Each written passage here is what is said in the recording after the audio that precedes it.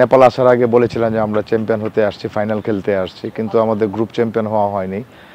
আমরা গ্রুপের লাস্ট ম্যাচে নেপালের সঙ্গে আমি বলবো ইনসিডেন্টে আমরা গোল খেয়ে গিয়েছি। আশা করি এটা প্লেয়াররা কাটিয়ে উঠতে পারবে এবং নেক্সট যেহেতু সেমিফাইনাল ইন্ডিয়ার সঙ্গে, ইন্ডিয়া বরাবরই শক্ত প্রতিপক্ষ হলো আমরা যা দেখেছি, এবং আমরা আমাদের প্লেয়ারদের যে মনোযোগ এবং তাদের লাস্ট ম্যাচের থেকে যে বেড়ে আসা, বাউন্স ব্যাক করা, সেই মেন্টালিটি নিয়ে আমরা ইন্ডিয়ার সঙ্গে ম্যাচ শুরু করতে পারলে ইনশাল্লাহ আমরা ফাইনালে মুভ করতে পারবো। আলহামদুলিল্লাহ আমাদের প্র্যাকটিস ভালো হইতেছে, আমরা ভালো ট্রেনিং করছি, আজকে হার্ড ট্রেনিং করছি এবং কালকে রিকভারি সেশন। আমরা স্যান্ডেলিনা সো রূপচর্চায় আভিজাত্য।